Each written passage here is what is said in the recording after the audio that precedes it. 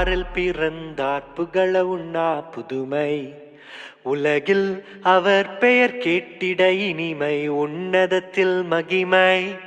பரலோக தேவன் பாரில் பிறந்தார் புகழ உண்ணா புதுமை.